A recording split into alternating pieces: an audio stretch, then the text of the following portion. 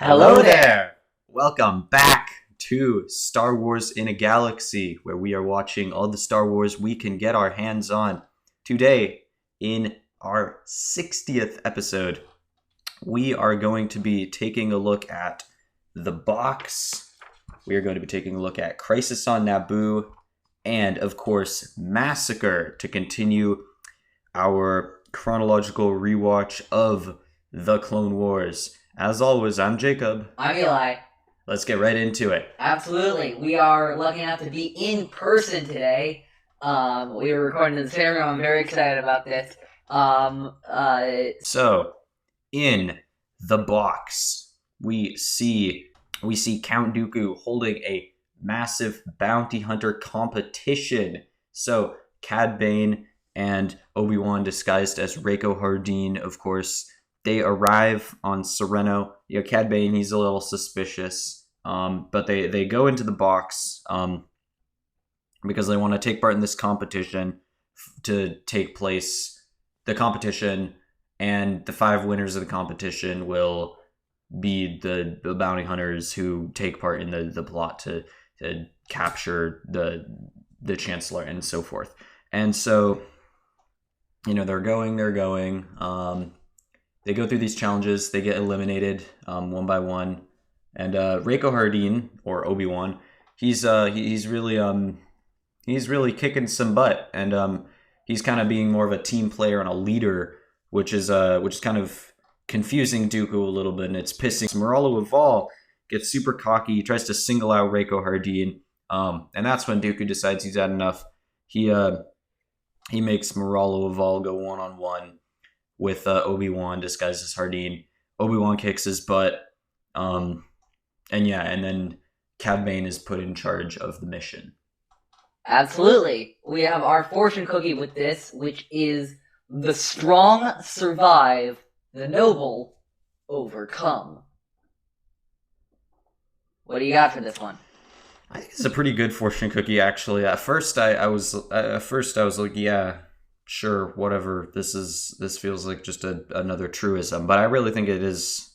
It actually is quite good for this episode. The more I think about it, the bounty hunters, they're strong, but as soon as the trials start, as soon as they're in danger, they use their strength with no thought but their own personal survival. So they represent the strong. They're kind of bumping into one another. One of them even says, like, "Every man for himself." As soon as the trials start. I'm pretty sure that's Six-Tat, who then snipes himself to death. Yeah, he misses a snipe and gets dropped into some flames later on. Six-Tat, unlucky. Better luck next time. Oh wait, he's dead. Oh no. Yeah. Oh jeez. But yeah, they're kind of all the bounty hunters. They're the strong who are surviving, but then Obi-Wan, he is the noble.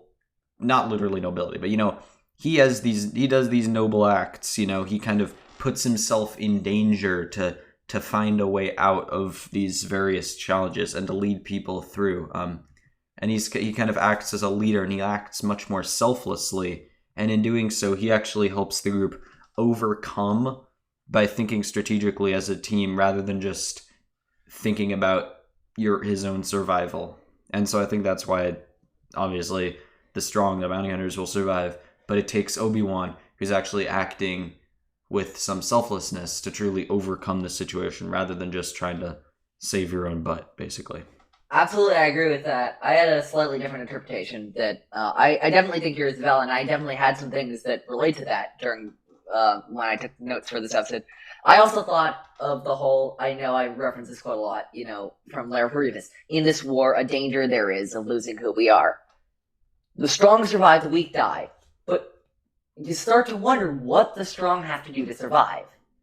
What are you willing? It's the Star Wars theme. What do you want? What are you willing to do to get to it? How far are you willing to go to achieve your goals? There are several points where bounty hunters, not Obi-Wan, because I know Obi-Wan had his whole undercover premise, but could have saved some of their fellow competitors. Though then again, I would also say to that point, now I'm remembering it, there is that throwaway line, basically, that's like, if more than 6 of you survive, if more than 5 of you survive, well, bye-bye to the ones who are the least successful. Or at least, it says they'll be eliminated. Did you take that as killed? Yeah, absolutely. Okay, I took that as killed. This is Dooku, 100%. Yeah. They're goners, no mercy. No mercy So, here. I guess then it doesn't matter as much as I thought it did, but I still think the point is, will Obi-Wan do the same things and will he be the same man even if he's undercover? And it turns out that, yes, he does during this point. They pull a weird twisted bounty hunters version of, there are more of us from Rise of Skywalker. They pull a fleet out of Mexico, but it's like bounty hunters, which is so strange and abnormal. Because you don't think about that. You wouldn't think, yeah. Yeah, absolutely not. I think it also kind of ties into, at the end of the episode, spoiler alert, I guess, Moralo Eval, he tries to kill Obi-Wan, but then Bane, actually, Cad Bane steps in, drops him the rope, or I guess the grappling hook, the cord, and actually saves Obi-Wan's life, which I think is interesting because, in the previous episode, which I think is really the most tied to this one in many ways, we kind of see Hardeen struggle to gain Bane's trust as, Obi-Wan, disguised as Hardeen, he's acting a little bit more mercifully, a little bit more Jedi-like, and not quite the ruthless bounty hunter that I think Cad Bane wants him to be. But at this point, after the challenges, I think Bane kind of sees that Obi-Wan's approach also has its merits, or at least allows him to find success, and that actually earns him some respect from Cad Bane. Yeah, I agree with you there that I do like that moment. I would slightly disagree. I remember when I first thought about this when I first watched this episode all these years ago, I thought Cad Bane rescuing Rako Hardeen was such a great character development moment for Cad Bane. However, I actually think, and we'll get to this later, I think that this episode, that move is actually the best character-wise for Eval, for a few reasons I'll explain later. To summarize, I think it pushes Eval in a way that the story hadn't yet, and I'll explain that a little bit later when we get to that. Oh, interesting. All right. Yeah. So you wanna jump into the plot?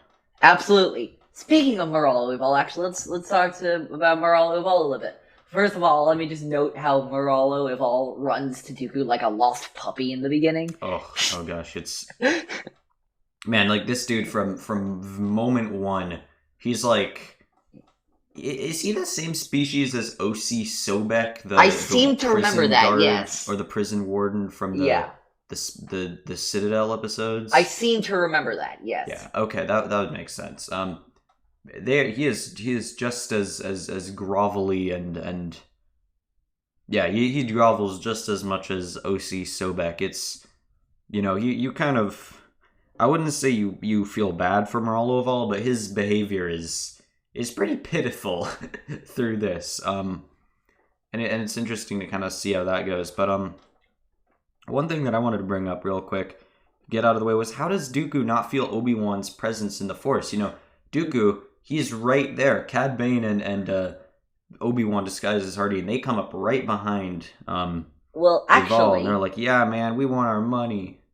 Actually, I wrote that down as a note too. But then I actually corrected myself in the episode. Because I think he does. He says, think Dooku does? Keep an eye on Hardeen. I sense something odd about this one. Tell me more about this Hardeen. He does. I think he senses his presence. I think because of the different appearance and because of the whole, you wouldn't expect somebody coming to have the Force. I don't think he realizes what he's sensing, but I think he's sensing something.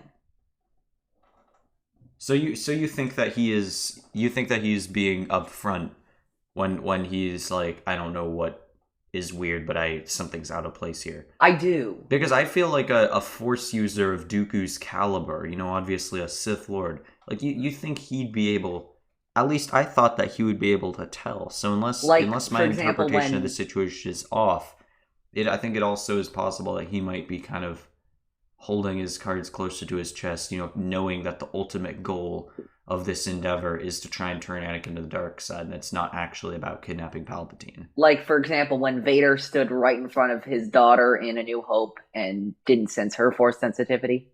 Yeah, that's true. I mean, I know there's some retconning in that, but like, still, yeah, you're right. It's not without precedent. You're right. There's other. You're right. It's kind of it's actually in line. But what's interesting about that is that, yeah, that actually makes sense because Obi-Wan, at least he's a Jedi. He's been a Jedi.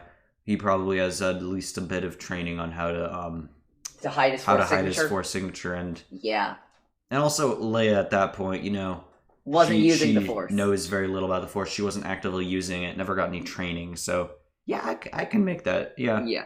I'm not saying it's perfect. I'm just saying like. Yeah, no, you're right. But it's not really a big problem actually. Yeah. No, because I definitely I the first note I took after the fortune cookie was I wonder how Dooku doesn't sense Obi-Wan. So I was going to the same place that you were. We both went there, but there's. That's what I love about the show is it leaves subtle explanations as to these things. I want to talk about just the box as a storytelling concept because I feel like it doesn't get used enough in Star Wars. This whole many come in, one leaves. I think it's very good for character development, and I think it's very good for world building too. It gets used twice in the Clone Wars in the way we see it, and I argue a third time in the Clone Wars in a slightly different way, and it gets used once in Rebels too, in the episode Breaking Ranks. Well, I think that if you're looking at the box specifically as the idea of going into like a competition or an elimination scenario, then it doesn't get used a lot. But I would say that if we really just look at it as the idea of going in to face something, face the unknown, test yourself, that's actually something that happens quite a bit. Like in Rebels, Ezra going into the Jedi Temple in season 1, we are facing the visions of the Inquisitor and whatnot. And then again in season 2, Ahsoka, Kanan, and Ezra going into the Jedi Temple. That feels very box-like. The Dagobah, the Dark Side Cave in Dagobah, the idea of going in there and facing something unknown. I think in that broader sense, I think it does get used a lot as a storytelling device. But the elimination aspect, I would agree, doesn't, because I feel like it doesn't really fit with Star Wars at certain points. I would argue that your idea about Ezra going into the Path of the Jedi wasn't exactly what I was talking about, because it specifically involves the idea of a group, the idea of many characters going in. The one I was thinking of that doesn't involve elimination, but is still a character development thing and a world building thing, is The Gathering. The Gathering is like the light side version of the box, if we think about it. Because no one gets eliminated, but all 6 of them find something out about who they are as people and their destiny. Yeah. And that seems like a very light side version of what we see in the box or what we see in Monster with Savage Opress and all of those Knight brothers who got killed before Savage Opress. And of course what we see with the Well in Breaking Ranks with Ezra and Zara Leonis and Jai Kell. I just watched that episode again. That episode is so phenomenal. Nice. The one problem I have with that episode is that it wasn't a 3-episode arc. You could have done Ezra infiltrating the Imperial Academy 3 episodes. Oh, don't even get me started how they could have stretched. I do think that Rebels is kind of, as much as I want it to be longer, I will admit that it is kind of the perfect length for the story that they wanted to tell. But man, I could go on for so long about how they should have stretched Rebels out for longer and all the various ways that they could have done that. There were story potential. Maybe that's a chat for another time. Absolutely, yeah. But yeah, here, let me before you move on. Go ahead. If we're still on the platform, this platform conversation, let me ask you something. What do you think Dooku's net worth is? I mean, he's the leader of an entire planet.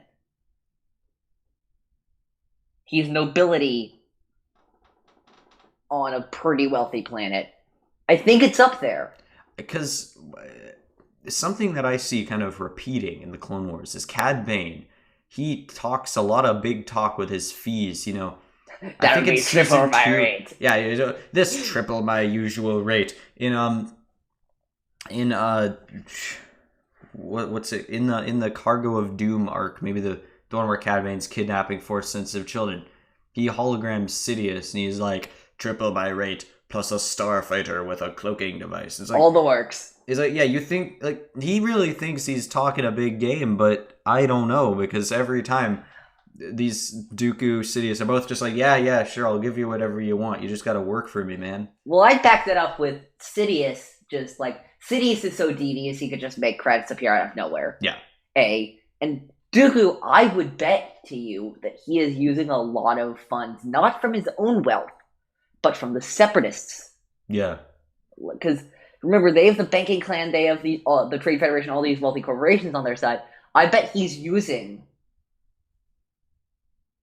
their wealth to his advantage. Yeah. I would bet you, and especially as a high profile of a mission is capturing the Chancellor.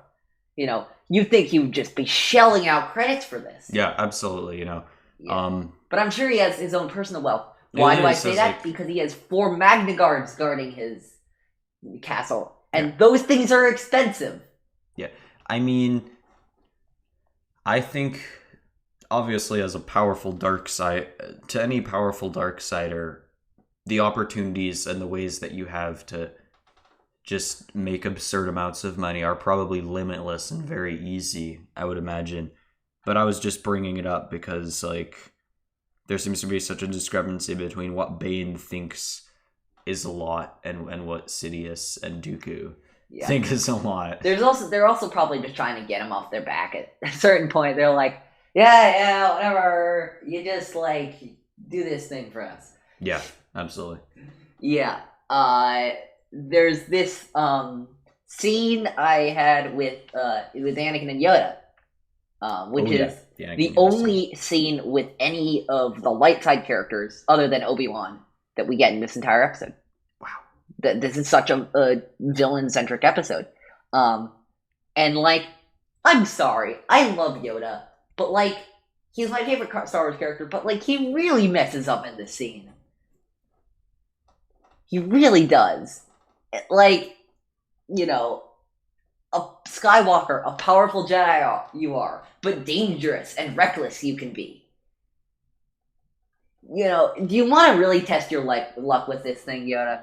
You don't tell somebody who's reckless and arrogant with the reckless and arrogant unless you want serious repercussions. Oh my god, yeah. I mean, yeah, I think that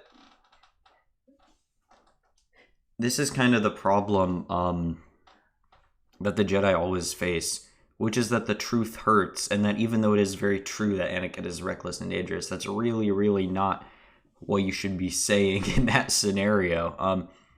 You know, maybe you should be like, oh gosh, Anakin, I'm so sorry. I can't believe what this must have put you through. We're really sorry that it had to be this way, and I'm regretting doing this. But instead, he's just like, no, you're reckless and dangerous, so we put you through unimaginable emotional suffering for no real reason. Yeah. Because, like, yeah. Yeah. I love Yoda, but, like, come on. I also love, this is great. Two small things. If you leave, help him you could. Yeah. Is a parallel of if you leave now, help them you could from Empire Strikes Back. Oh, I didn't catch that. Dagobah. Nice. In addition, Yoda and Anakin's chat in that, like, council room, Counsel, it is the same room that they have their chat in Revenge of the Sith. Yes. And uses a lot of the same lighting tropes that uses in Revenge of the Sith. I definitely noticed that. Yeah. It's masterful how they do this, because one of the things I think this arc does very well is, you know, if you would ask me what's the best arc to show Anakin's fall to the dark side more in depth than the Clone Wars, I would either say Zygeria or this one. Yeah, especially Crisis on Naboo, Yeah. as we're going to get to. The back half of that episode, oh my gosh, when we get there, we're going to have so much to unpack. Because but even here, it is absolutely packed. But even here, we see Anakin slipping. We see where his problem with the Jedi come from. Where what I think the prequels do very well is they show why losing Padme would be so detrimental to Anakin. But what I think they don't do as well is they don't show why Anakin would feel like he has to leave the Jedi to do that. But I think that's what the Clone Wars fills in a little bit better is what separations Anakin specifically feels from the Jedi. Yeah, I see what you mean. I think the parallels that you're talking about with Anakin and Yoda in the meditation room really show in the context, if we're thinking about it in the context of kind of highlighting Anakin's fall to the dark side and Anakin's descent and his growing disillusionment and dissatisfaction with the Jedi Order. I think it's a great device to use because it kind of shows how, Anakin, he comes to the Jedi, he comes to the leadership with, maybe he needs some support. He needs he needs to have his viewpoint be understood and acknowledged. Or at least validated. Yeah, and validated. And over again, he kind of gets his feelings his feelings kind of get invalidated and he gets rebuffed a lot of the time, and I think that kind of wears on him. And that's very much always in contrast to Palpatine, who is always right there for whatever Anakin kind of needs emotionally. Palpatine will give it to him. Absolutely, yeah. Can we cut to the introduction of all the bounty hunters? Oh, absolutely. Which I love so much. I love the amount of world building and context this gives to the universe is flawless. Kiara Swan, 2-time winner of the Obsidian Sphere. Okay, what's the Obsidian Sphere? How'd she win it? And what was the competition like? It definitely feels like a little bit. It feels like it's teasing a lot of things because of all the references, but also it really gets the excitement rolling. And then my favorite part of it is he goes, Cad Bane, who needs no introduction. He gives all the dramatic introductions. Cad Bane's so awesome, he doesn't even need one. Yeah, especially, and I mean that is maybe a little bit of a nod to just the fact that, we have seen Cad Bane a lot. Yeah. Beyond, like, on our side of the fourth wall, obviously. But at the same time, also, it's true. Yeah. Like, if any of these other characters know anything about Cad Bane's Cad Bane is this era's Boba Fett, Yeah. And in terms of Cad Bane, who is a character that I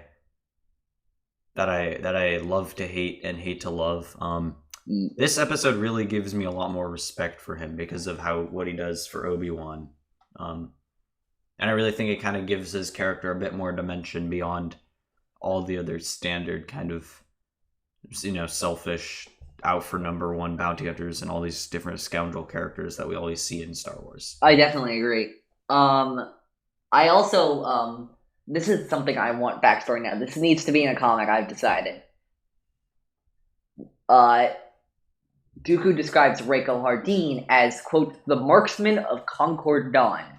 You know who else was born on Concord Dawn at around the same time? Jango Fett. Ooh. I need to see a comic with young Jango Fett and young Rako Hardeen. That would be like roughing awesome. It out with each other. That's what I need. Before Rako became a bounty hunter and before Jango started to do his stuff and work for the Kaminoans and all that stuff and be with the Mandalorian culture, I need to see them in a comic together. That would be pretty sick. I even wrote in my notes, I don't care if the timeline works, make it work. You can retcon some things. I won't care. That would be pretty awesome. Yeah. And obviously, right before the... Oh, sorry. Do you have more to say about this? Oh, go ahead.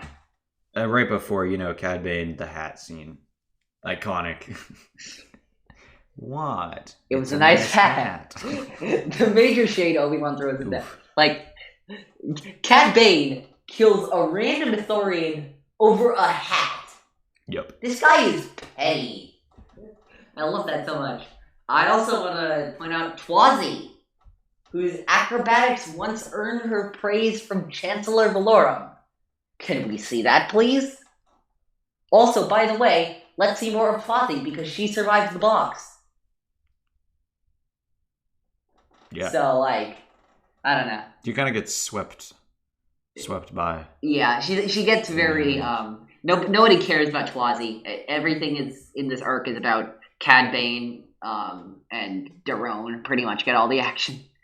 Also, by the way, did you notice Montu? Didn't notice Montu. Montu is a cellcath. Oh yeah, I was gonna say that. I forgot the name of the species. Yeah, the cellcath. That definitely felt like a throwback to our SWTOR days. KOTOR. Oh, KOTOR. Yeah. Sorry, not SWTOR. Yeah. They're That easily definitely was a confusable. throwback. Yeah, absolutely. Yeah. To the KOTOR days. Yeah. Yeah. Should we move on to the box itself? Absolutely. This is weird. Okay. Dooku has Moralo Eval originally before he puts Cad Bane in charge. Yeah. In charge of this whole thing. Because he could build a really dangerous box. Come on, Dooku, I thought you were supposed to be good at this. Yeah. Why are you putting somebody in charge? Because they killed their mother when they were young, and they can build a really big and dangerous box. Yeah, it definitely feels like... I mean, over the course of this episode, as we're going to see, Moralo Eval really... He gets knocked down quite a few pegs, I would say, but it's so ironic to me that Moralo Eval, right at the beginning, he's all, enter if you have the courage, when he is not entering, and he's just manipulating everything from behind the scenes. I also just love how... I didn't mention this in my notes, but I just was casually noticing how even to the final episode, he's still calling himself in the third person. Just randomly. Yeah. Like, why? I don't know why they did it in the first place. I love that they committed to it and then stuck with it in all 4 episodes. I really love that. I don't know why. I just do. Yeah. Yeah, it's hilarious.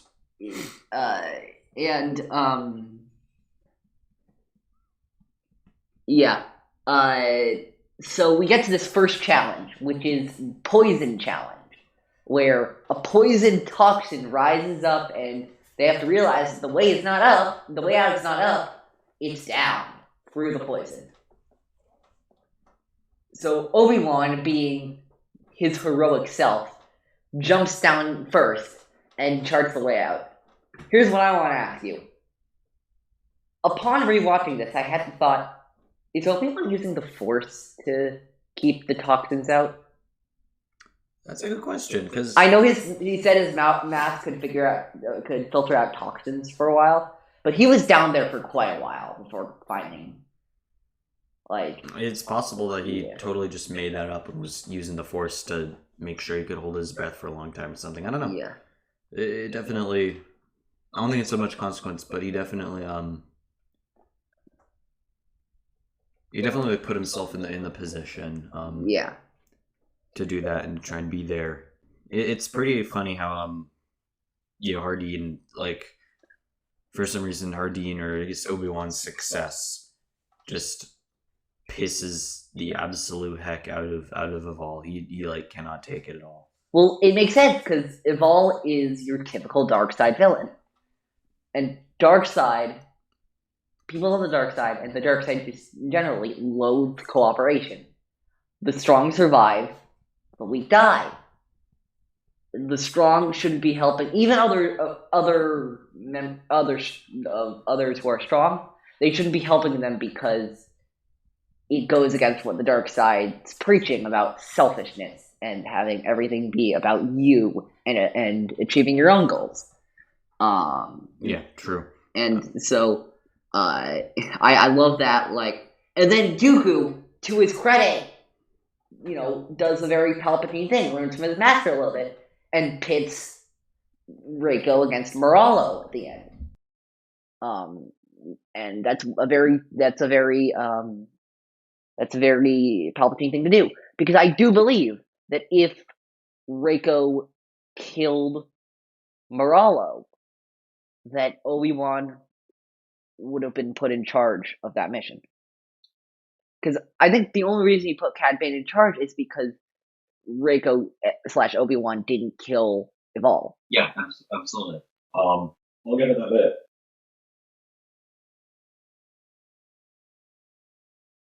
We'll cut Sorry, that. so We'll cut that.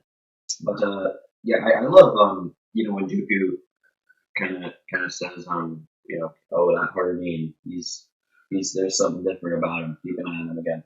I love the mystery aspect and how Dooku starts to slowly suspect that Obi-Wan isn't who he says he is, or that something's wrong. And then when it's revealed, like tell me more. Like he's like, oh, Moralo Eval, tell me more about this Hardeen. He's like, oh yeah, he killed Obi-Wan Kenobi.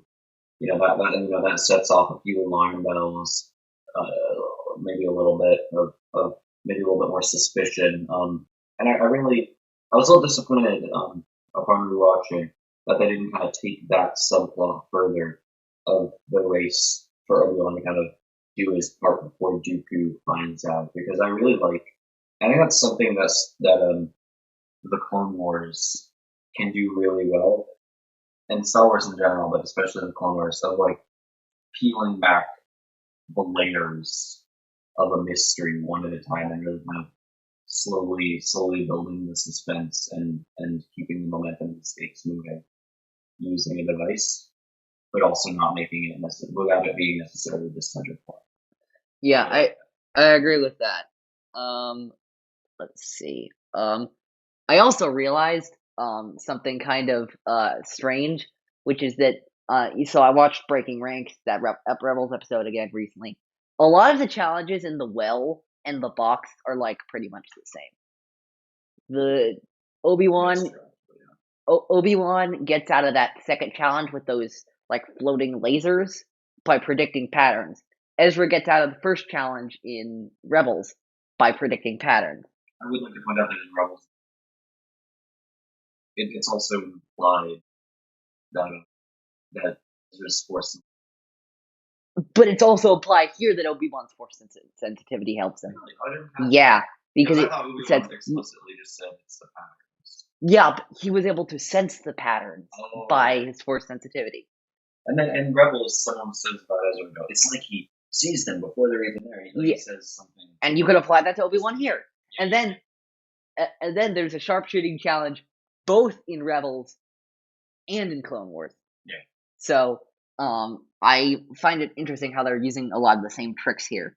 But in this challenge we get our first deaths.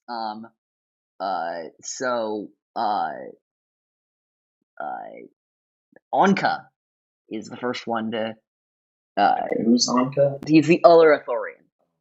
I feel so bad for Ithorians. We always just see them kind of. We just see them getting dumped on a lot. We never really see them. I mean, Anka gets his brother killed over a hat. Yeah. And then he gets like. There's that thing where one of the lasers comes out right in front of him, it waves it at him, and he's like, I'm fine. And then one comes out right behind him and stabs him in the back. Like, that's brutal. Let's go maybe to that third challenge, which is they're all placed on a platform which is shrinking all the time, and there's a laser field below them. If they touch it, they die. But they have to figure out there's an electrolytic serum, and one of their blood can take it and pass through the ray shield. And Obi-Wan, being the Parwan killer that he is, figures it out. Depends on the blood type of the Parwan. Which, by the way, did they account for did Eval account for the whole what if Theron's blood type wasn't that blood type? I was thinking about it too, because this challenge is one of the ones where if one person messes up, they're all dead. What do they do if they all die? That either Dooku, I think Dooku must have known I think Dooku must have thought to himself that if any of his really valuable assets, like Cad Bane in specific, we already know that Cad Bane is like he regularly works contracts. Yeah, cities would be pretty pissed if Cad Bane bit it. I think Dooku knew that he could step in and like kill the lasers or for any of these kind of he knew that he could step in and keep Cad Bane from being killed. So I definitely don't think that they were necessarily in mortal danger. But it definitely was a little bit sketchy that Dooku would let that happen to like something like the way it was collectivized. Yeah. Didn't quite match up, I thought. With a lot of the other challenge, yeah.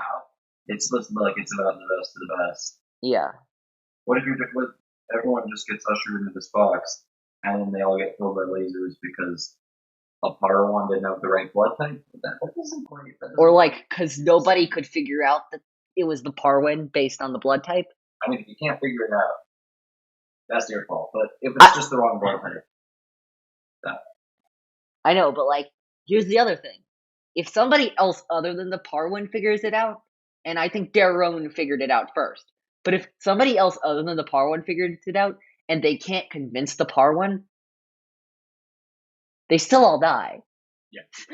So, it does seem a little bit shaky. I do love that line. That line from Obi-Wan, "I used to kill Parwans for a living," was so perfect.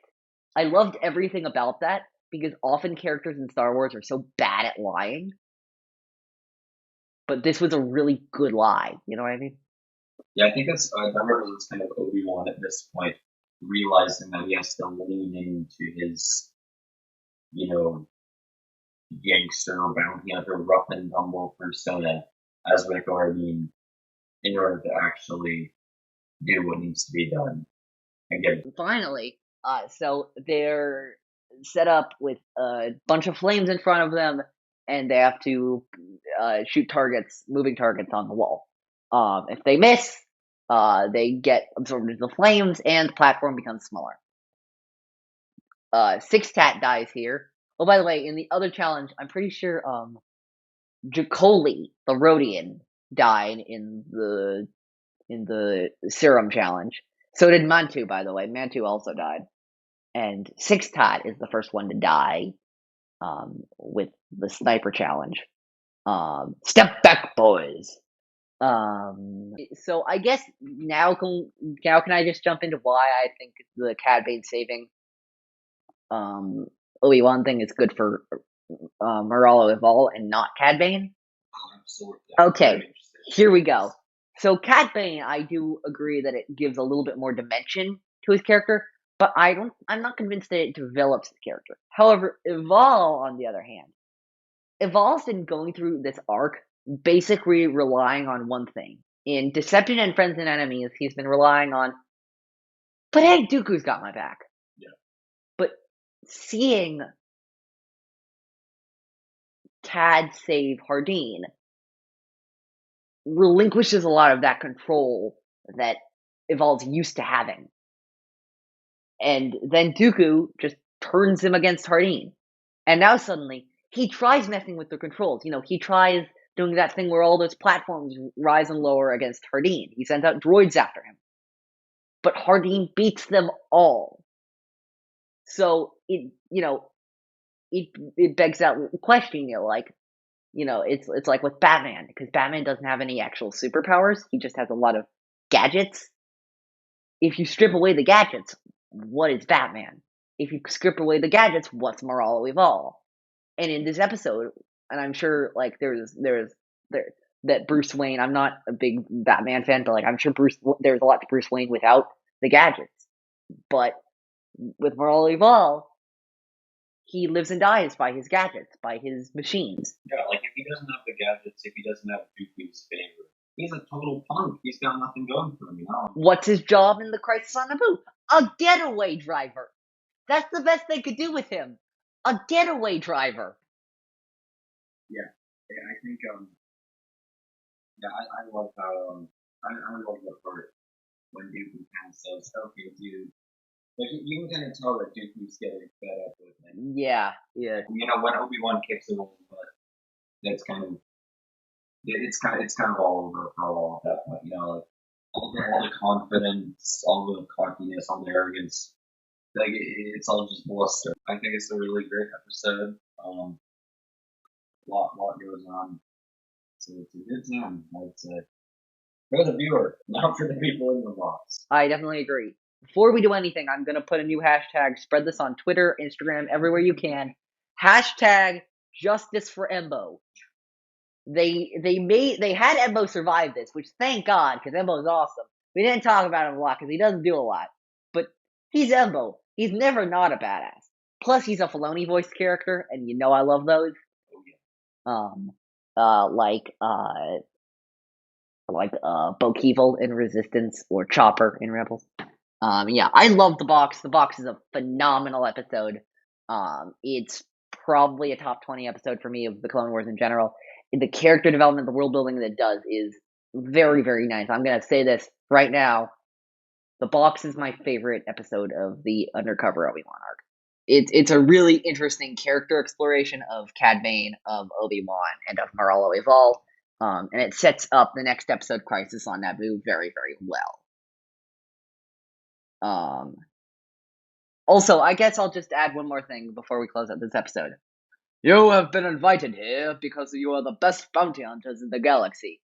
Cut to like half of them dying pathetically. Yeah. I mean, it definitely does. This definitely does suffer because of, I guess you could call it, even though they're technically named characters, it does kind of have that unnamed character syndrome feeling.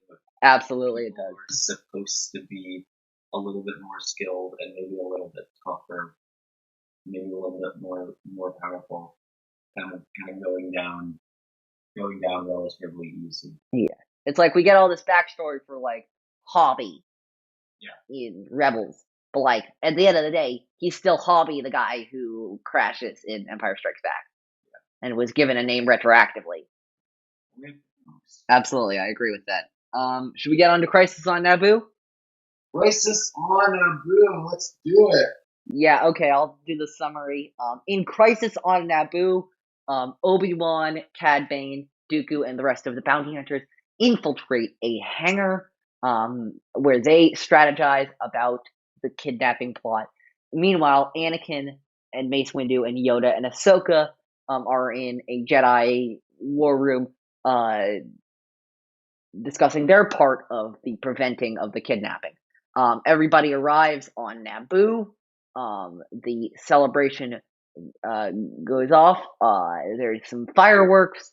Palpatine gives a little speech. But all of a sudden, boom!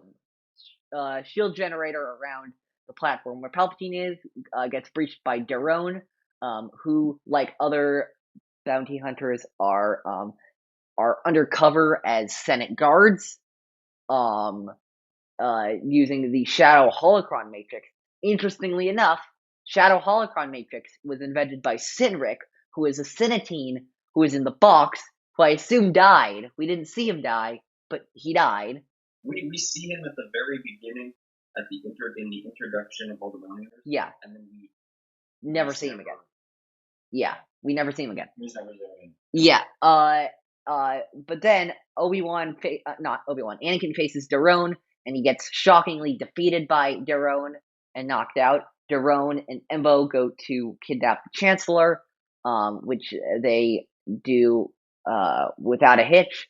Obi-Wan, from his sniper position, goes to follow them, and then Obi-Wan, Moralo, Embo, Cad Bane, and I think it's Obi-Wan, Moralo, and Cad Bane all meet up at the rendezvous point, where Dooku is not there. Dooku double-crossed them. He didn't obey the plan. All of a sudden, Anakin and Mace Windu capture Cad Bane and Moralo Eval, and Mace Windu's like, "Good job, Obi-Wan," and Cad Bane's like, "You son of a gun, Kenobi, I will plug you full of laser bolts." And Obi-Wan's like, "Yeah, whatever, man. Good luck doing that from prison." And then, after he's rescued, Palpatine sends all of the security detail away because he's sure Anakin will just be adequate. On the way to a banquet, in Anakin's honor, Anakin and Palpatine run into a trap set by Dooku, who's still on the planet. Anakin and Dooku duel, and Anakin and Obi-Wan, still in his Rako Hardeen disguise, rescue the Chancellor yet again. It's also revealed at the end of the episode that Dooku had planted a comm in the case of Obi-Wan's sniper gun, and he had been listening to him the whole time. Let's get to the fortune cookie. Trust is the greatest of gifts, but it must be earned. A lot of this arc is about trust. Who gets it, how it's gotten, and who hasn't. Obi-Wan never really gained Cad Bane's trust, but he gained it enough last episode. But I would also say that trust in this episode is mostly about Anakin's trust in the Council, and mostly his trust in Palpatine. Oh yeah, I think this is way more about Anakin's trust than it is about Cad Bane's. Cad Bane. Yeah, absolutely. I agree. Palpatine does a lot to distance Anakin from the Council and bring him closer to him in this episode, which causes Anakin to lose trust with the Council. He even says in Revenge of the Sith, "I admit my trust in them has been shaken." And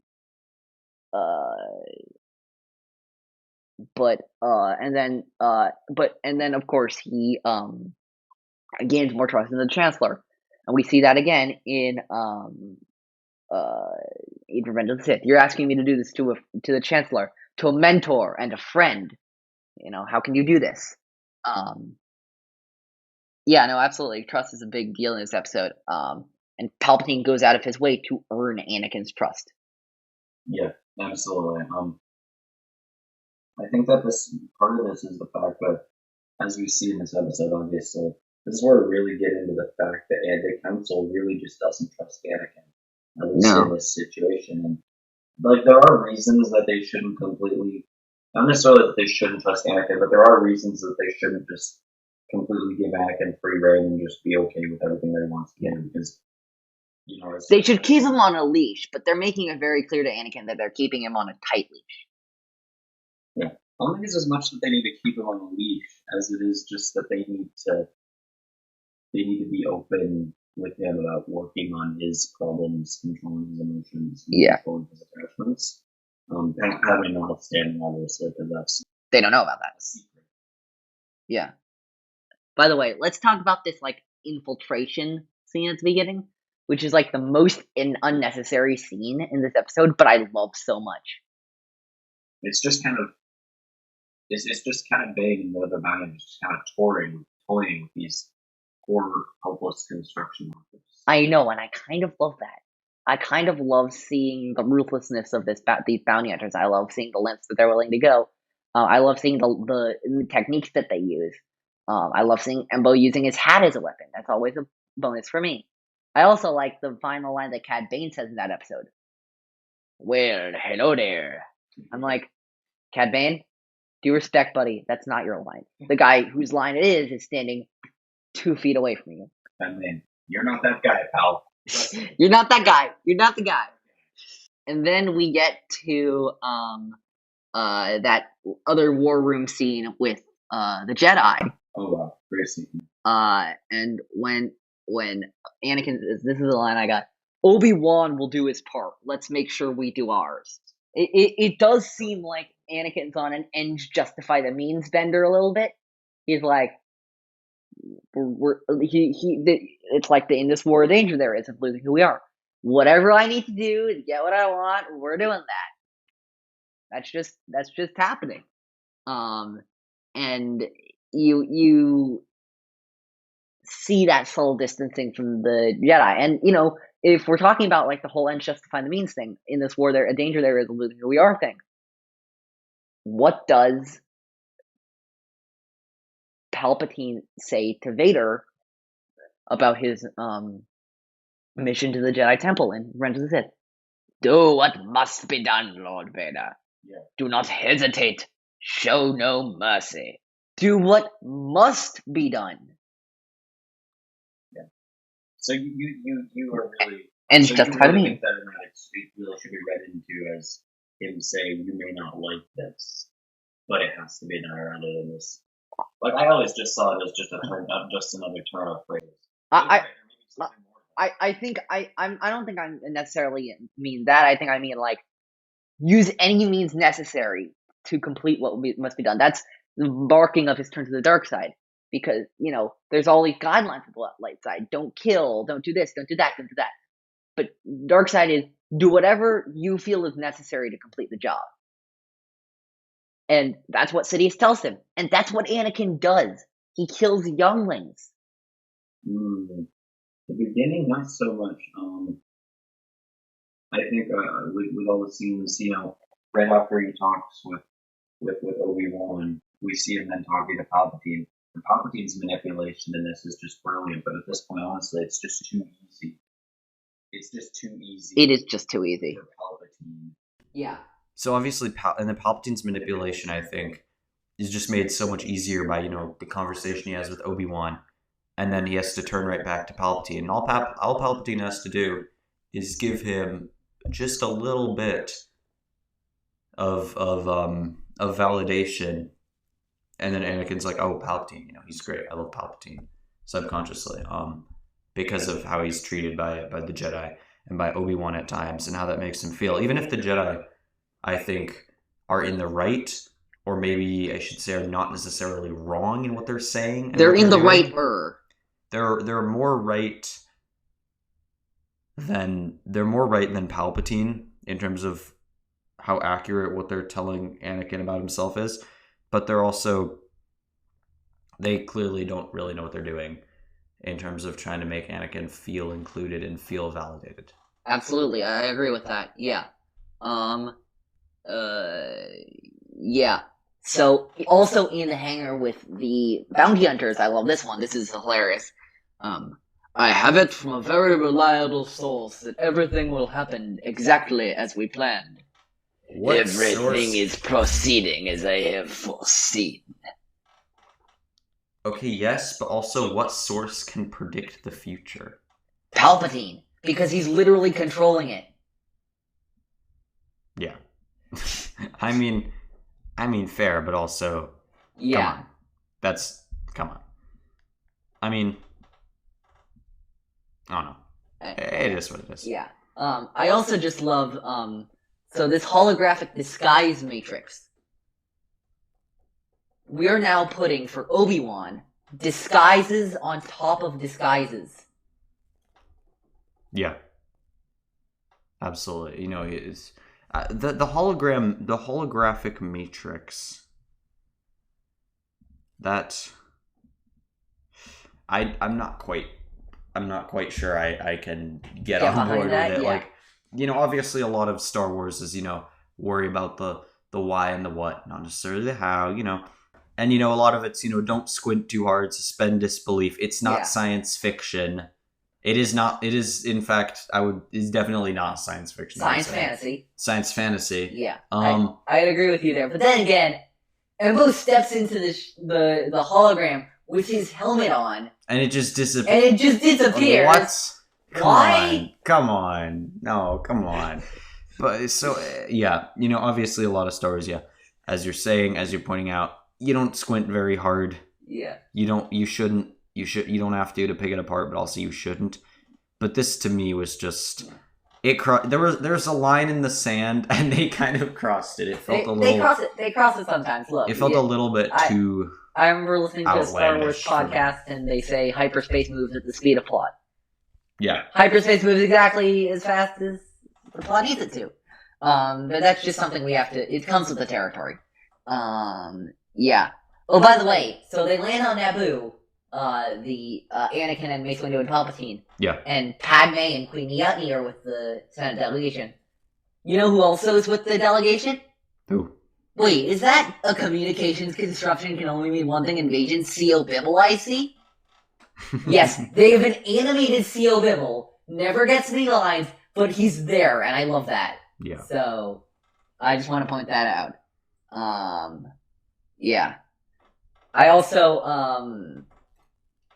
love this too. There are 3 lines with Anakin, Ahsoka, and Padme where when Anakin's explaining the situation on Naboo to Padme, that's just perfection. If something happens, Ahsoka will bring the Queen, you, and the rest of your staff to safety. Where will you be? Hopefully I'll be where I always am. He means saving the day. Of course he does.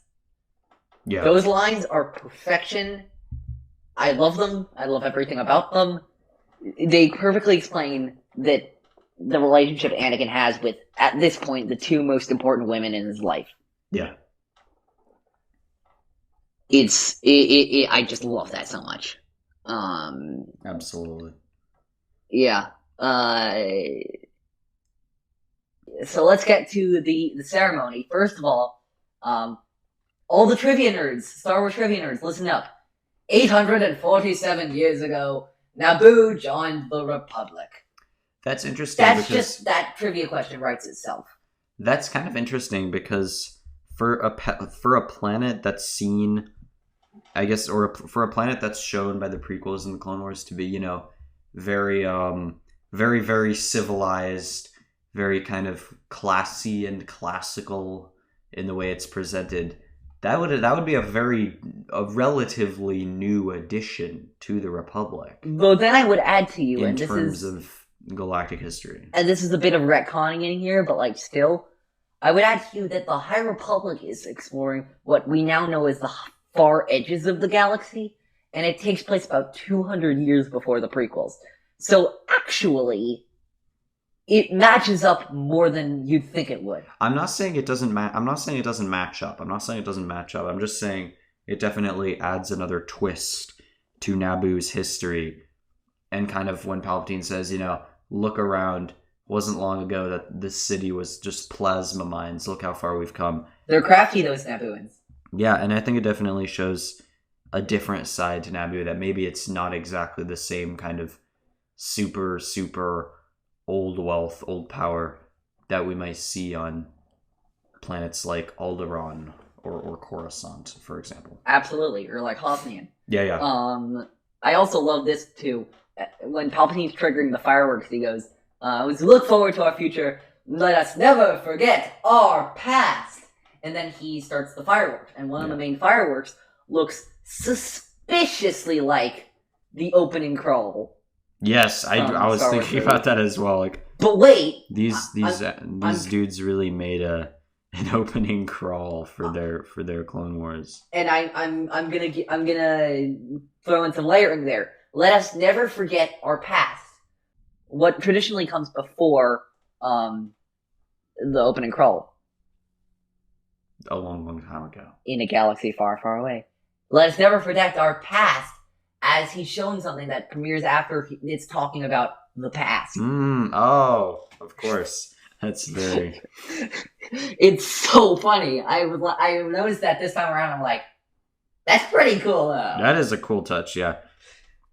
I don't know, maybe that was on purpose, but... I think that was on purpose, that's pretty... but yeah. Yeah. So, there's so many disguises in this episode. They disguise Palpatine in this episode. There's a line that's from, I think it's from Twazi, actually. Let's make the switch, and they get a random Republic guard, Palpatine to look like a random Republic guard, and then Twazi to look like Palpatine, which I thought was really interesting. That is absolutely an amazing touch right there. And then watching Palpatine walk up to Anakin and then just sock him in the jaw is so satisfying in a way it totally shouldn't be. Oh yeah, 100%. It's awesome. That's just awesome. Yeah, it's incredible.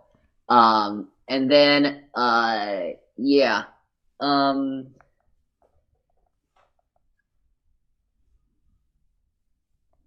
yeah. What do you have from the kidnapping itself? The kidnapping itself, the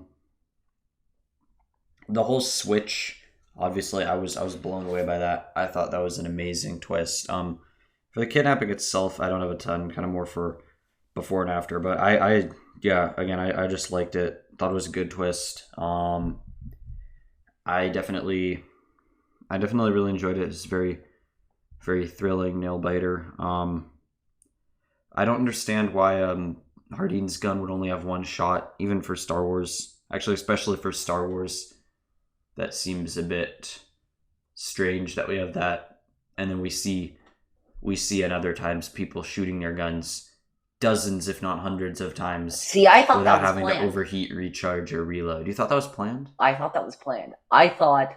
What would be the? Why would that be the case? Though I'm a little. I don't know. Just there's something about there's that line. Dooku says to Cad Bane early in the episode, "Keep your eyes on this Hardeen. There's something about him I don't trust." And Cad Bane says, "Don't worry, I'm keeping my eyes on all of them." You think maybe? Do you think that Cad Bane is maybe purposefully kind of holding his co-conspirators back a little bit just to make sure they can't run off with the Chancellor on him? Yes, actually, I think that's exactly what he's doing. I mean, that does sound like a very Cad Bane thing to do. I cannot lie. You helped me get there. I was already going there, but you helped me get there quicker. That is a very Cad Bane thing to do. Yeah, no, I definitely think that's true. But then again, I love how quickly, if that is true, he turns back on that. When Dooku abandons them, he goes, we'll ransom him. We'll ransom them himself. We'll ransom them ourselves. Oh, by the way, Jacob, I just realized something. That having the comment for Obi-Wan wasn't because of the Dooku ambush later in the episode. It was for something more obvious that I just completely blanked about. Oh, really? The comm was so that Dooku abandoned them at the rendezvous point because he had the comm in and because he knew the plan. Because I think Dooku was intending to meet them there, but when he heard that the Jedi had this plot, he didn't want to get captured. So he just abandoned them, and he contacted probably Sidious, and he said, "Dude, the Jedi fooled us on this one. Maybe I shouldn't do this." And Sidious says, "Yeah, man, don't do this." Oh. That's what I think was the real purpose of that. Yeah, that could be. Definitely. Yeah, I thought it was a really cool scene overall. I enjoyed it. So the rendezvous with Hardeen, though. Yeah. I think this is where things get interesting. First, it's absolutely amazing that after getting completely humiliated in the last episode, Moralo Eval, he's still bickering with Bane, and his ego is still big enough where he says, "How dare you defy Moralo Eval," and all this.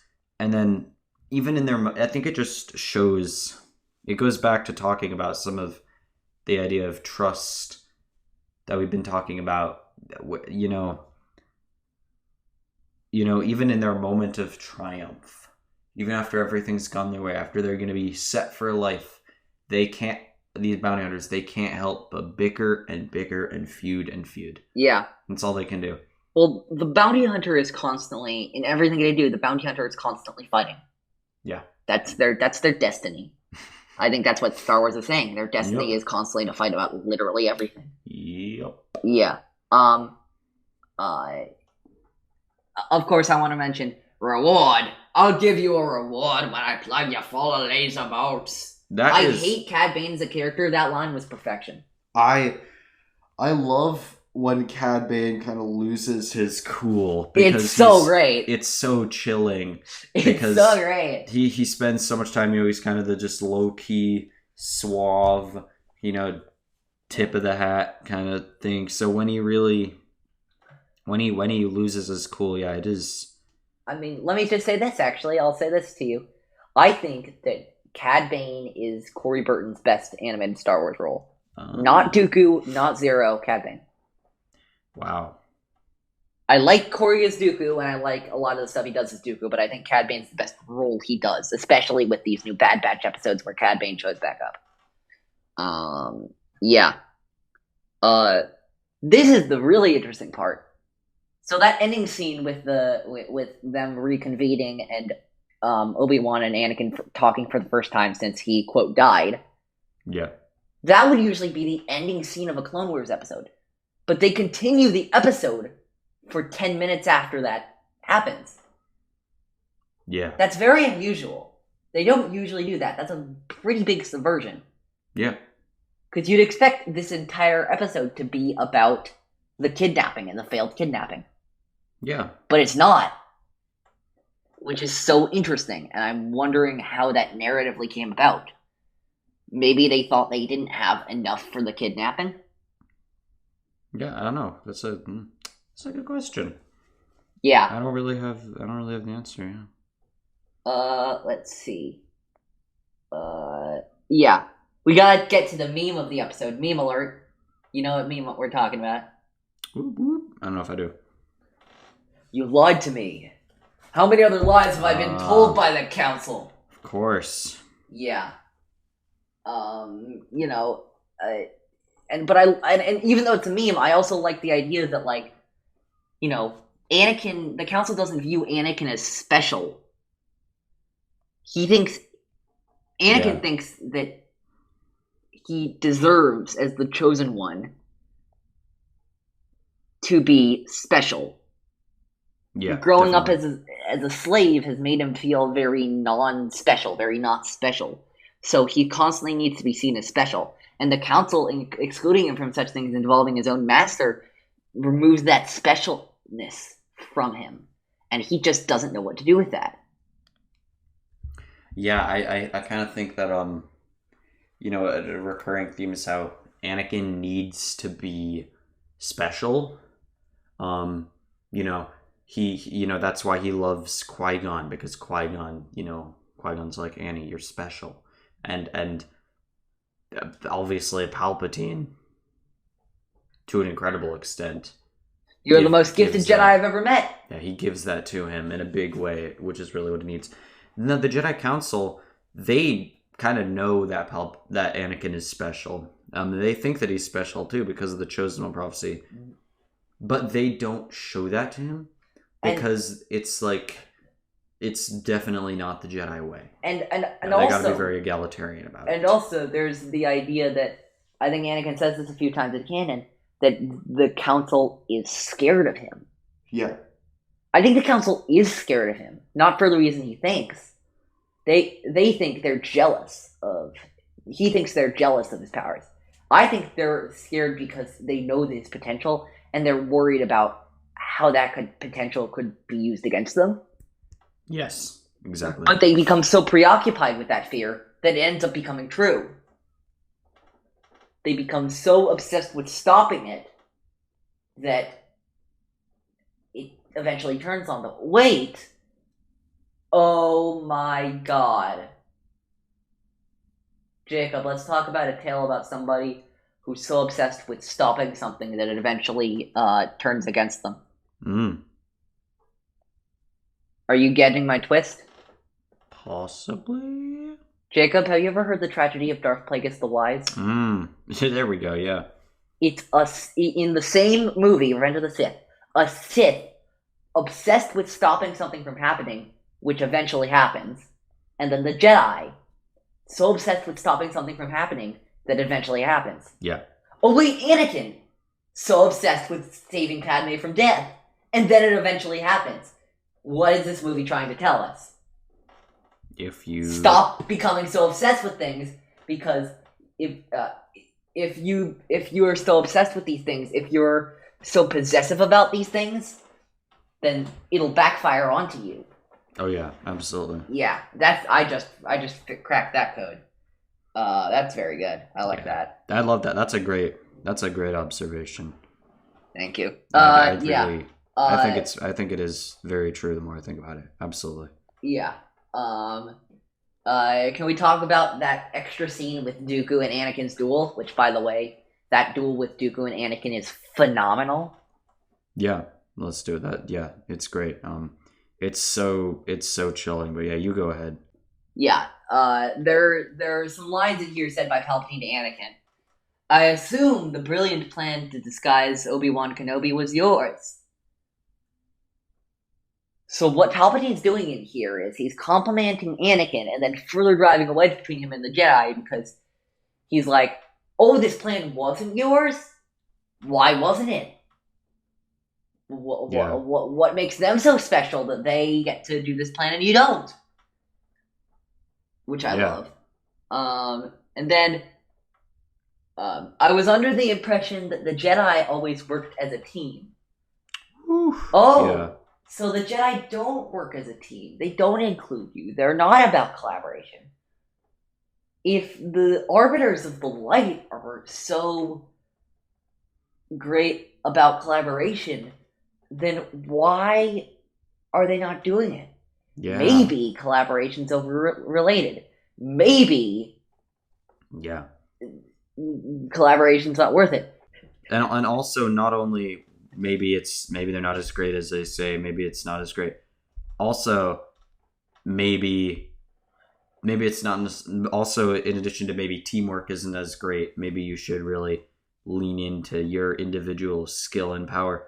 It's also maybe the Jedi aren't as great as you think they are. Absolutely. As well. Yeah, absolutely.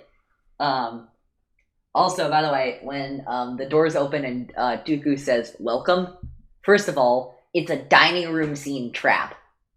Like The Empire Strikes Back say. Yeah. Also, Palpatine says, my gracious, it's a trap!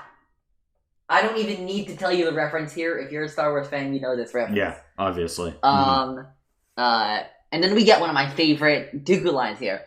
Fighting off the entire Jedi security force would have been difficult. But now that they are gone, defeating you alone will be an easy task. Which is so mock at work. Quintessentially Dooku.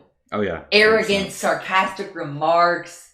It builds on his character so great. It builds on his character so well. Yeah. And then I also love we get flashes of Vader and Sidious in here. Anakin's fighting style against Dooku feels very Revenge of the Sith pre-Helmet Vader. Yeah. Fueled by rage. This arc is about how Anakin and Vader are the same person. You know, the transition between one and the other. Yeah. Another moment that I absolutely love is when Anakin says, as long as I live, no harm will come to Your Excellency. Well, let us pray for your long and prosperous life, Anakin. Yeah, and then obviously, you know, Anakin ends up sacrificing himself to kill Palpatine. So that's actually pretty good. As George Lucas would say, it's like poetry. You know, they rhymes. Every stanza rhymes with the last. And yep, absolutely. Feels like a little piece of that. Yeah. I also love, speaking on that point, Master Kenobi, you are a worthy adversary. I cannot say the same about your young apprentice. First of all, it shows that Dooku is manipulating Anakin as much as Palpatine is. Second of all, not a worthy adversary, ends up killing him. Yeah. Yeah. Yeah. What did you think just generally about the episode? I liked it a lot.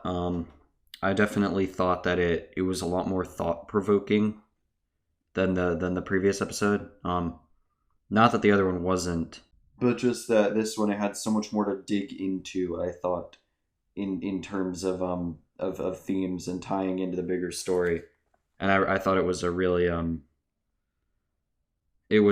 great it was just a really great watch, I thought.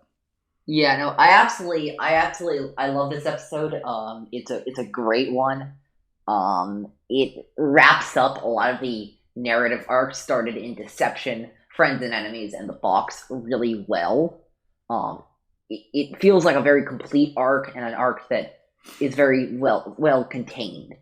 It doesn't leave a lot of things hanging. It respects what's come before. It builds on what's come before. I think it's very, very well done.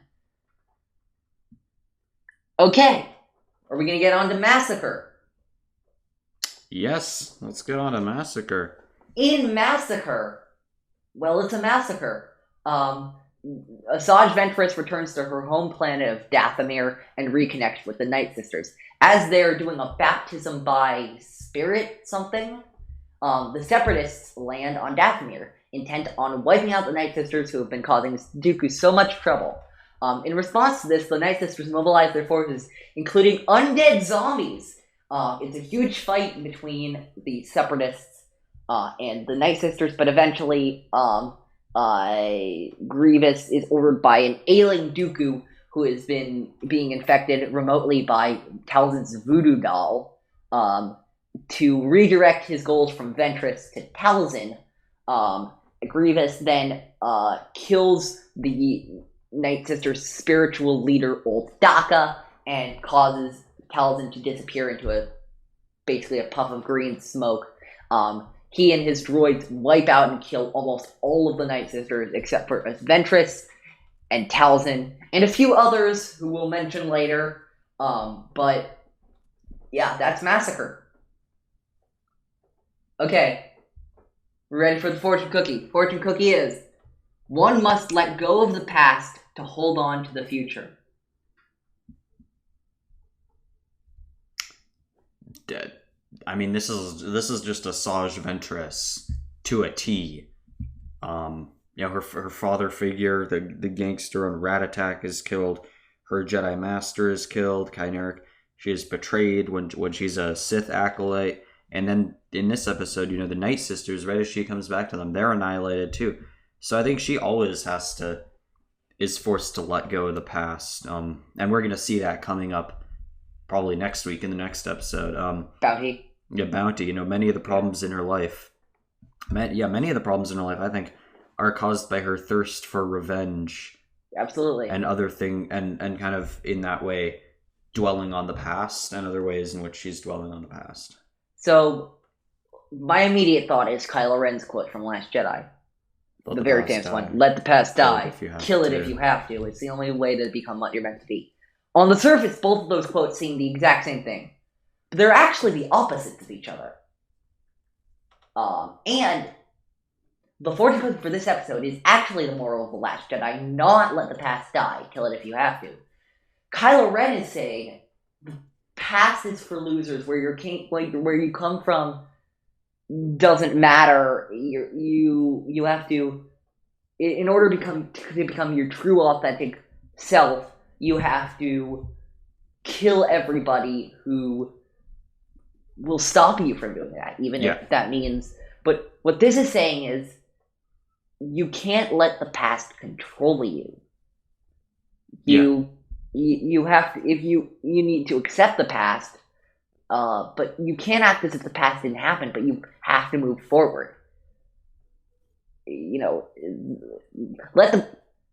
doing the let the past die in a destructive way. Yeah. And this is doing it in a constructive way. Yeah, absolutely. Like, it's trying to say, move on in a healthy way, whereas Kylo is just saying, kill it all. And that's what he says to Rey in that scene. The Sith, the Jedi, the Empire, let it all burn. It doesn't matter anymore. Yeah. Yeah. Absolutely. And I think another aspect of this is one, let go of the past, hold on to the future.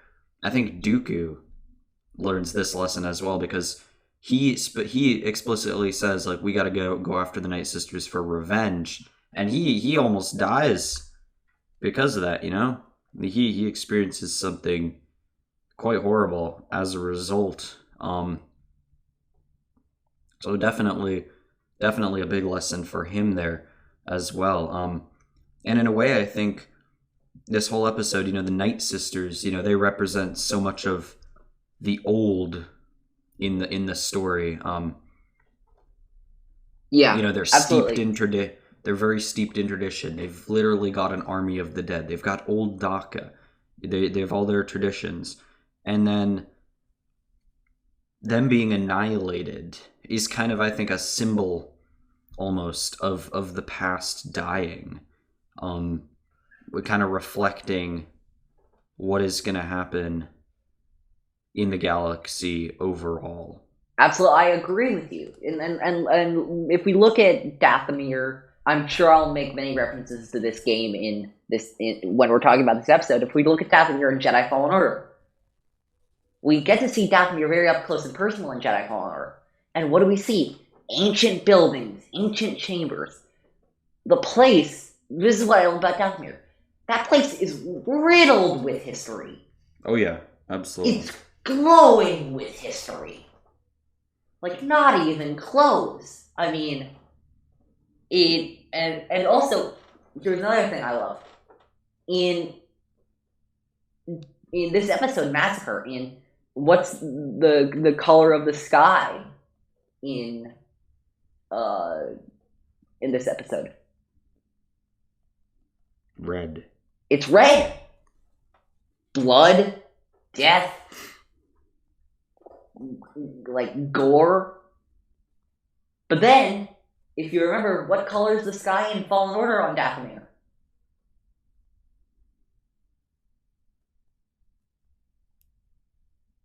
Plain blue, just like any other sky. Wow. Because Dathomir had a reformation.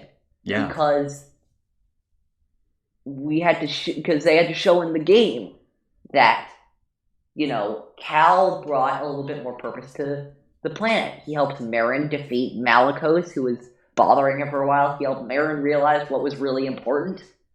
After she had to deal with the trauma of having her whole family slaughtered a few years ago.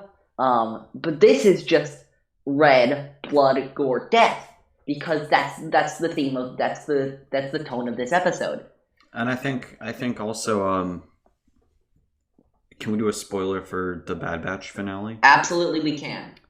That connects also to how, you know, right after the sinking of the platforms, the sinking, the sundering of Tipoca City, we see Kamino with a blue sky, never seen before. Which that is just wild, you know, because the entire premise of Kamino is that the storms flooded the planet. Yeah, and I would argue this too. So I think that's also another way of saying, just like with Dathomir, you know, one era is ending and a new era is beginning. Yes, which I'm sure is a Star Wars quote from something or other. Yeah, I'm sure it is too. I would say it's also might be a semisonic quote. Closing time, every new beginning, some other beginnings end. But I was going to say this. What does the blue sky represent in Star Wars? More often than not. Filoni uses this a lot, not just in Clone Wars, but Rebels. What does the blue sky represent? It's a word we hear in Star Wars constantly. The blue sky represents hope. Every time we see a blue sky in Star Wars, it's about hope. That's what happens on Dathomir. Red sky means despair. You know, raining thunder of these fire from the droid. You know what I mean? We get a little defoliator kind of the episode. We're filled with gore and despair. Yeah. And then in Jedi Fallen Order, Cal Kestis helps to redeem the planet a little bit. Sky's blue, hope. One might even say a new hope. Same thing in Bad Batch. You know, Kamino, I would say, Kamino, before that, the color associated with Kamino was blue, but it was dark blue. If light blue is hope, then dark blue is the perversion of hope. Yeah. Is the Kaminoans are technically supposed to be good, but they're clearly not. They clearly have ulterior motives, even as they're serving good guys. But now their empire is gone, so there's no reason for it to be the perversion of good, and now it's just good. Yeah. Yeah, I really like this one scene.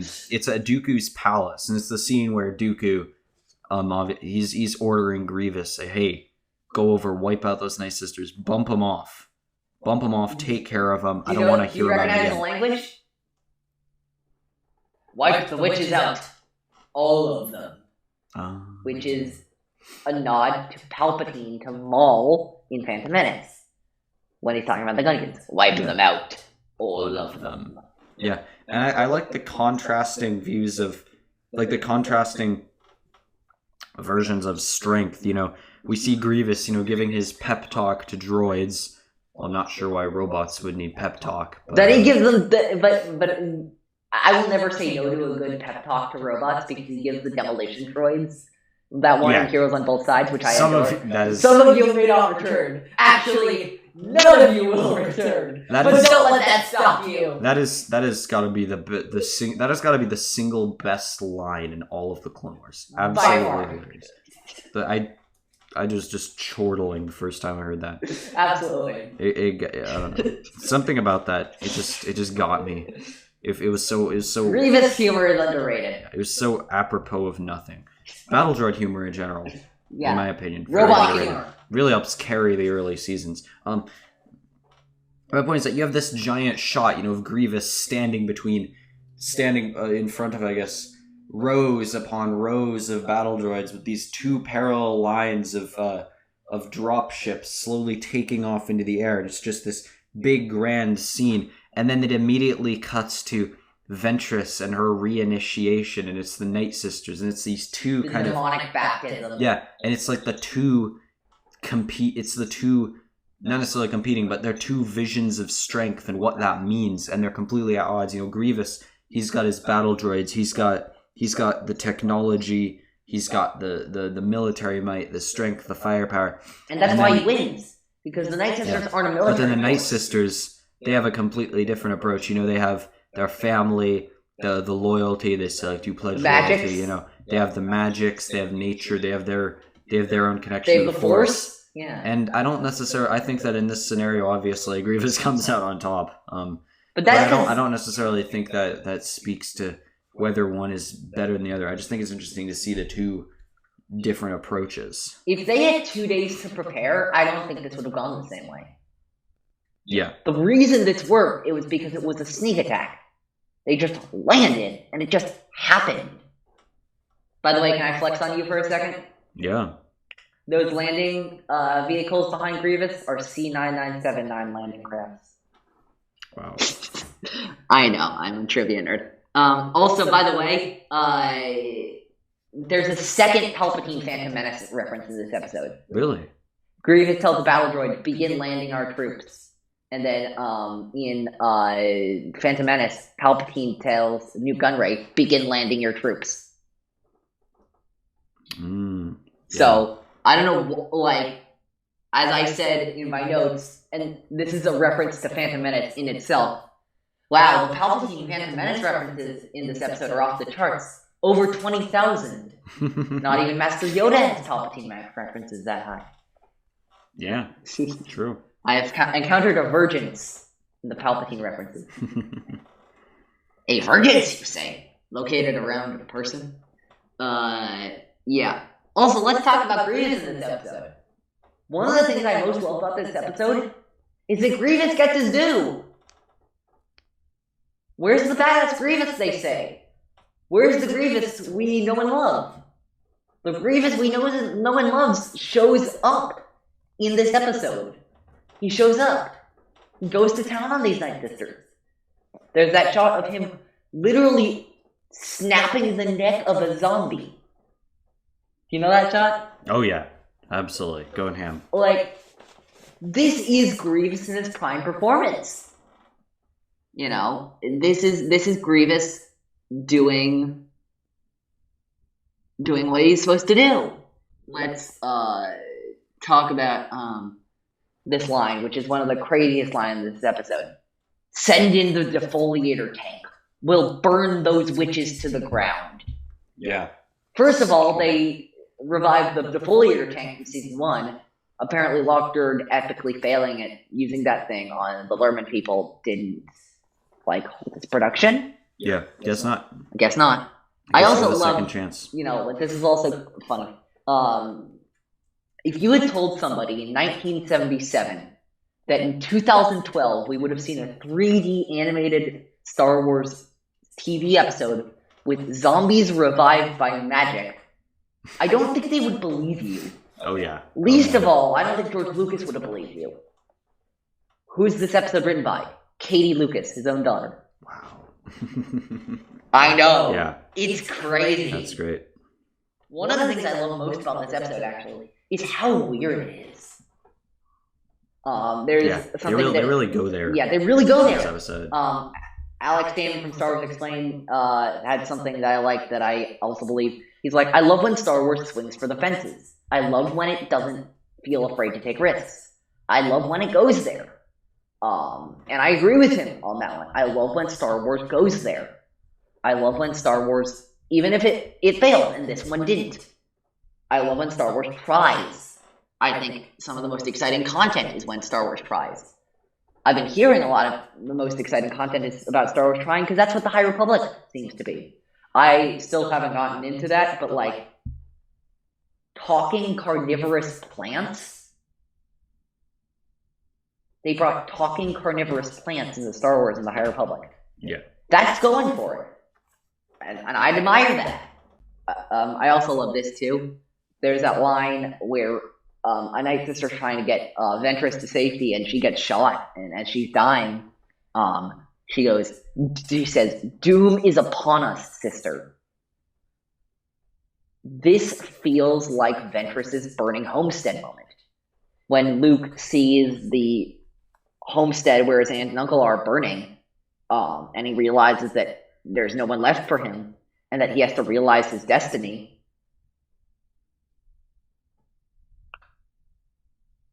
There's that moment for Ventress when she realizes that everything is falling down around her, and she has to define her own destiny for herself now. Yeah, it's kind of forces Ventress to take that step, because at the beginning she's kind of ready to go back in her old ways and kind of go back to the Night Sisters, which in a way is kind of a fresh start compared to the Sith, but it really also kind of isn't, in a way, what she needs, I would say. Yeah, I agree with that. Yeah. By the way, after Cudlock Quain was featured in an episode of The Bad Batch, my new favorite one-episode character is Old Daka. Old Daka is so cool. I love her so much. We need to see a young Daka. We need to see where she got all her secrets from. I'm always fascinated by the old and wise ones. You know, your Yodas. Yeah. But your Old Daka. Old Daka is fascinating. I want to see more of her. I want to see more of her before she gets brutally chopped by Grievous. Yeah. Absolutely. Yeah. Anything else about Generally Massacre? In general, I don't know. I don't think so. I think in terms of her fight with Grievous, it's pretty amazing that Ventress actually almost defeated Grievous, if not for him, obviously, you know, being wily and crafty as he always is. You know, kind of calling in his reinforcements to save his butt, which I think is pretty amazing considering that he objectively is kind of a better opponent. And that just kind of speaks to Ventress's connection to Dathomir. Oh yeah, I was gonna say, and like kind of her, you know, obviously home turf advantage. You know, the Night Sisters probably have the ultimate home turf advantage, given that their entire kind of connection to the Force is their connection to the Force is maintained through Dathomir, basically. Absolutely, I agree. We didn't even talk about the whole Talzin torturing Dooku thing and how crazy that was. Like, Talzin made a voodoo doll in Star Wars. And of course, at the end of the episode, the Night Sisters are gone. At the end of this episode, only 4 Night Sisters that we know about remain. This is the Night Sisters Order 66. Talzin, Ventress, Merrin from Fallen Order, and that one Night Sister from Bug, the story by Ian Convery in Stories of Light and Dark. I'm going to look up what her name is right now because I want to know. Yenna. Her name is Yenna. So, what are your overall thoughts about the massacre? Overall, I mean, I don't think it's as thought-provoking as the other 2 episodes. It is kind of one long battle scene, but you know, it has some good stuff in there. And I really think it does have an interesting message about, past versus future, dwelling on the past. And I think, obviously, with the annihilation of the Night Sisters and their coven, it is kind of hammered home in a very gut-wrenching way. So yeah, it's definitely an interesting episode. Not one of my favorites, but I think it's a valuable piece of the episode nonetheless. So I think I might shock you. This is a top 10 Clone Wars episode for me, easily. I love this episode so much. If I could, this is another thing. If I could have one Star Wars TV episode converted into live action, animated, it would be this one. Because I just want to see how they do it. I want to see old Daka in live action. I want to see it goes there. It has these zany things I love in Star Wars. One of the things I love most about Star Wars is when it feels like an adventure story. I love the adventure feel in Star Wars. And this feels like that. This feels like we're going into this ancient lore. And I really like that. And I like what it has to say about the characters. Yeah. I just love this episode so much. And I love what it does. What's your ranking of these three? I would say number 1, Crisis on Naboo. Number 2, The Box. And number 3, Massacre.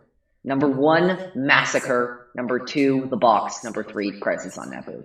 All 3 of them were fantastic. All 3 of them are top 30 episodes easily for me. But Massacre just does it for me in a way the other 2 don't. But yeah. Now it's time for everybody's favorite part of Star Wars in the Galaxy. What you've won me today is worth 1/4 portion. Absolutely. It's time for 1/4 portion. And this week, we are doing 6 degrees of Star Wars. Go ahead. Do your first one. All right. This is the first 6 degrees I've recorded in a very long time. I know, right? Okay. Let's do... Could you connect for me? Omega. Omega. And Ben Solo. Oh, man, yeah, absolutely. Then Leia, Hera, Omega. Nice. Yeah. I forgot about that. It's those core characters that you always use. It's a corridor. Here's a fun one. All right. You have something I want. You may think you have some idea of what you're in possession of. I knew I was in something there. But you do not. Oh, that's such a cold Soon line. I love it will be mine. Gideon and Kira. Gideon and Kira. Okay. Okay, so Kira, Han, Luke, Gideon. Did Luke ever? No, Luke. Yeah, Luke met Gideon directly. So Luke was in the same room as Gideon. Does that count if they're in the same room? I would say yes. I would say I feel like that. I feel like that. If not, you could go Luke dating Gideon. Yeah, and just get it out of the way. I would say difference. Luke and Gideon met because they were in the same room. They waved hi to each other at the very least. Yeah, they waved hi to each other. Hey, what's going on? Hello, what's up? Okay, how about this? Could you connect for me, please? Kit Fisto. Your boy. And the one and only DJ. Well, we're gonna see what we're gonna do. DJ, Leia, Luke, Anakin, Kid Fisto. Nice. It's all through those darn Skywalkers. There it is. Okay. I'm gonna ask you to connect Biston, the space monkey guy. Biston the space monkey. He's from Rogue One. He's the guy, the gunner. Oh, Biston. Yeah, Biston. Biston. Okay. Biston. Right. And weakling. Savage Press. Biston and Savage Press. See, I don't know who Biston met in Rogue One. Let me think. He met the main crew. He met the main crew. Okay. That's all you need to know. He met the main crew. Okay. He met the main crew. Okay. Okay. Biston Savage. Okay. Yeah. Biston, Jin, Mon Mothma.